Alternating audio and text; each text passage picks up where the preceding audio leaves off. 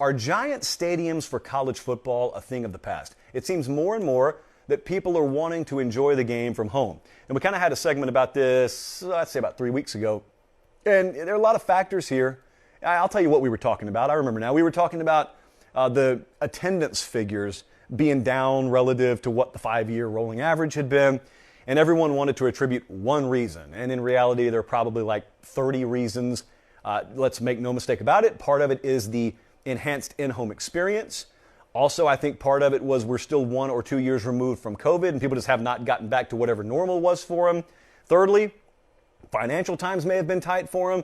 Fourthly, I'm not going to list all 30, but I also think that you have a ticket price situation. That ticket market is not nearly as affordable, especially for a family, as it used to be. So there are a lot of factors in play. But yes, absolutely. The in-home experience has never been better.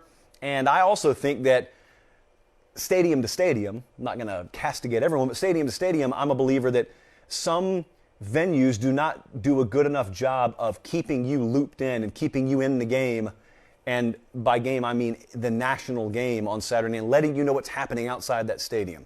I'm not talking about between plays, but man, during those 15 commercial breaks you have every quarter, it seems, I could get an updated score on Brigham Young San Diego, or San Diego State. I don't have to be waiting until I drive home and get cell phone service for it. So anyway, all that said to say, yes, I do think that the mega stadium construction is a thing of the past.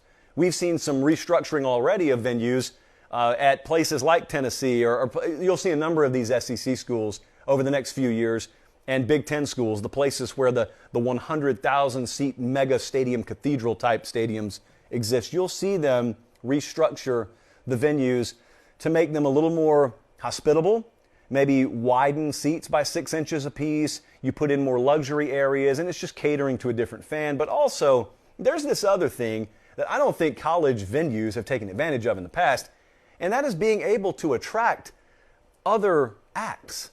You know, a lot of times your college football stadium hosts anywhere from 7 to 8 home football games a year, and then it's just there, and no one does anything in it. You have the spring game, and you may open up the club sections for parties and stuff like that, but these stadiums are used fractionally compared to what they could be used for.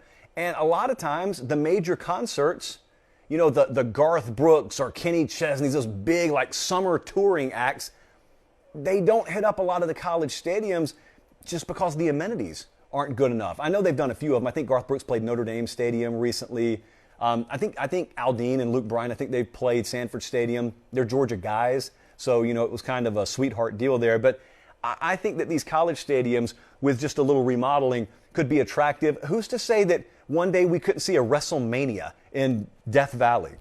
Would they still chant neck if WrestleMania was held at LSU?